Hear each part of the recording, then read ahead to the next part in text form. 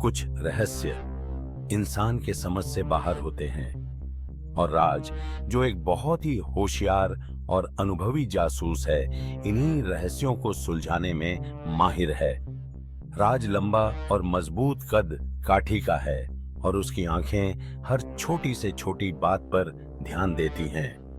वह पहले एक सरकारी जांच अधिकारी था, लेकिन अब वह अपने बलबूते पर काम करता है और उन मामलों को सुलझाता है जिनसे और कोई निपट नहीं पाता।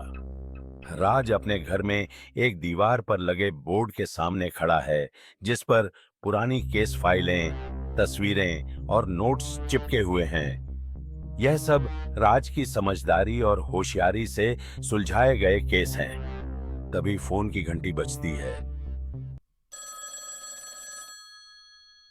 राज को लगा था कि उसने जीवन में सभी प्रकार के मामले देखे हैं, लेकिन आज का फोन कॉल उसे एक ऐसे मामले में खींच लेगा जहां हकीकत और धोखा आपस में मिल जाएंगे। फोन के दूसरी तरफ से आई आवाज कमजोर थी, डर से भरी हुई। उसका नाम आरती था। उसने अपने लापता पति के बारे में बताया, जो अब भी मौजूद था। उसकी फुसफुसाहट उनके घर की दीवारों में गूंज रही थी। उसने कहा, घर उसकी आवाज से जिंदा हो गया है, हर रात उसे पुकारता है। तुम्हें आना होगा। उसने विनती की। मैं इसे समझा नहीं सकती, लेकिन इस घर में कुछ गलत है। राज भूत प्रेत पर यकीन नहीं करता था, लेकिन वह डर को पहचानता था और वह जानता था कि किसी भी कहानी में हमेशा कुछ अधिक छिपा हुआ और भयावह होता है। आरती और उनके पति देवाशीष हाल ही में हवेली में शिफ्ट हुए थे, जो वरुणगढ़ के बाहरी इलाके में एक पुरानी खंडहर जैसी हवेली थी, और वो शहर खुद भी जैसे समय की धारा में खो गया था। यह हवेली पीढ़ियों से देवाशीष के परिवार की थी, लेकिन इसे वर्षों से बिना देखभाल के छोड़ दिया गया था।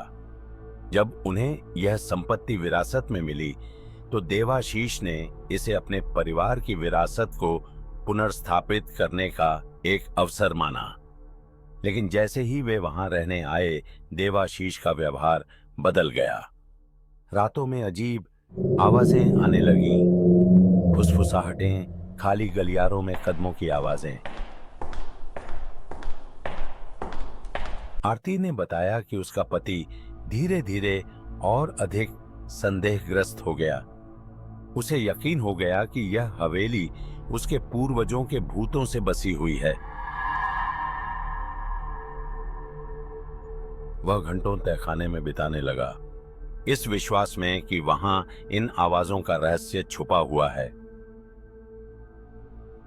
राज की कार वरुणगढ़ की घनी धुंध को चीरते हुए आगे बढ़ रही थी।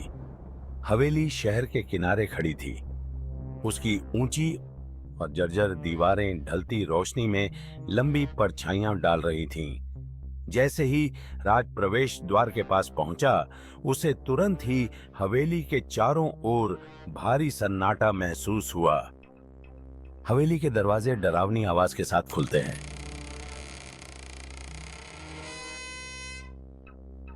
आरती, जो पीली और परेशान दिख रही है, उसे अंदर ले जाती है।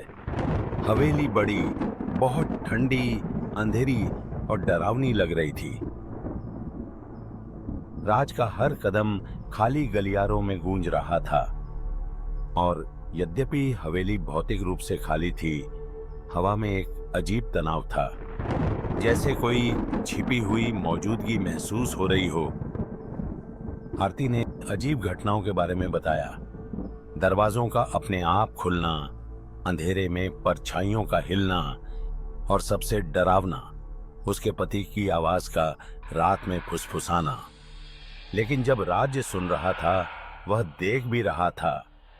आरती की आंखें घबराहट में इधर उधर घूम रही थीं। उसके हाथ कांपने लगे और वह घर के कुछ हिस्सों में जाने से बिल्कुल भी कतराने लगी। जरूर कुछ गलत था, लेकिन उस तरह नहीं जिस तरह वह समझा रही थी। राज फर्श पर धूल के पैटर्न, कुछ वस्तुओं की जगह। जो कुछ कमरों के बार बार इस्तेमाल होने का संकेत देती थीं और तहखाने के दरवाजे से आती असामान्य ठंडी हवा को नोट करता है। राज की तेज नजरें छोटी छोटी चीजों को भी नजरअंदाज नहीं करती थीं, चाहे वह अपनी जगह से थोड़ी हटी हुई कुर्सी हो या कमरे में परफ्यूम की हल्की सी खुशबू, जिसके बारे में आरती ने दावा किया था कि इसका इस्तेमाल उसने नहीं किया था। उसकी जासूसी आंखों से कुछ भी नहीं छूटा। देवाशीष के अध्ययन कक्ष में राज को उसकी डायरी मिली। इसमें हवेली के इतिहास के प्रति उसकी बढ़ती दीवानगी का जिक्र था, खासकर तहखाने के बारे में, जहां उसे लगता था कि कुछ मूल्यवान छिपा हुआ है। उनके अंतिम लिखित पत्रों में एक छिपी हुई तिजोरी की खोज के बारे में बात की गई थी, जिसे उनके पूर्वजों ने छुपा दिया था।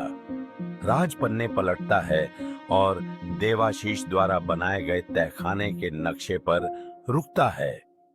उसकी आखिरी टिप्पणी, मैं करीब हूं। राज ने तहखाने की जांच करने का फैसला किया। जैसे ही वह नीचे उतरा, हवा ठंडी होती गई और दीवारें संकरी। तहखाना सिर्फ एक भंडार गृह नहीं था, यह किसी मकबरे जैसा था, जहां पुराने बक्से और फर्नीचर धूल से ढके हुए थे। लेकिन एक चीज ने राज का ध्यान खींचा, एक तिजोरी का दरवाजा जो किसी मलबे के पीछे आधा छिपा हुआ था।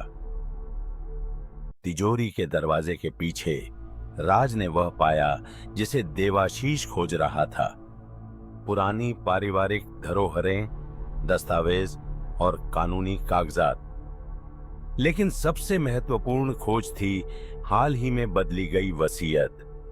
देवाशीष ने हवेली और अपनी संपत्ति का बड़ा हिस्सा अपनी पत्नी आरती के नाम कर दिया था। उसकी मौत के बाद सब कुछ उसे मिलने वाला था। राज कागजों को ध्यान से देखता है, धीरे धीरे आरती के मकसद को समझते हुए। अब सब कुछ साफ हो रहा था। घर में हो रही अजीब घटनाएं, फुसफुसाहटें और डर, ये सब कुछ भी अलौकिक नहीं था। ये सब कुछ एक बड़ी साजिश का हिस्सा था। देवाशीष इस हवेली की विरासत को लेकर पागलपन की हद तक जुनूनी हो गया था और आरती ने उसकी इस कमजोरी का फायदा उठाया। उसने उसे बेसमेंट में छानबीन करने के लिए उकसाया, क्योंकि वह जानती थी कि देवाशीष का पागलपन उसे बर्बाद कर देगा। राज को तिजोरी के पास ही देवाशीष का शव मिला, जो कई दिनों से वहीं पड़ा था। अब यह साफ हो गया था कि आरती ने उसे इस जुनून के साथ मारने की साजिश रची थी। राज वापस ऊपर आया, जहां आरती घबराई हुई इंतजार कर रही थी। उसने पूछा कि क्या उसे कुछ मिला, लेकिन राज पहले से ही सच्चाई जानता था। तुमने जबरदस्ती उसे उसकी सीमा से बाहर धकेल दिया। राज ने शांति से कहा। आरती की आंखें चौड़ी हो गईं, लेकिन उसने कुछ नहीं कहा। तुमने उसकी डर को और बढ़ाया, उसे यकीन दिलाया कि यह घर भूतिया है। तुम चाहती थी कि वह टूट जाए, है ना? राज धीरे धीरे उसकी ओर बढ़ता है, सबूतों को जोड़ते हुए बोलता है। देवाशीष को वसीयत के बारे में पता चल गया था, है ना? उसने उसे बदलने की कोशिश की और तुम उसे होने नहीं दे सकती थी। तुमने उसे तहखाने में फंसाया, उसे यकीन दिलाया कि वहां कुछ है जो उसे बचा सकता है। लेकिन यह घर के बारे में कभी नहीं था, यह पैसे के बारे में था। आरती हकलाने लगती है, उसके हाथ कांप रहे होते हैं। तुम समझ नहीं रहे। उसने कहना शुरू किया, लेकिन राज ने उसे रोक दिया। मैं बिल्कुल समझ रहा हूं। तुमने उसे तब तक धकेला जब तक वह टूट नहीं गया, और जब वह गायब हो गया तो तुम जानती थी कि कोई सवाल नहीं उठाएगा। सब मान लेंगे कि उसे घर ने निगल लिया। सच सामने आने के बाद आरती टूट गई और अपनी योजना कबूल कर ली। उसने देवाशीष के बढ़ते वहम का फायदा उठाया था, ताकि वह उसकी परिवार की दौलत और उसकी मौत के बाद मिलने वाला बड़ा बीमा पैसा हासिल कर सके।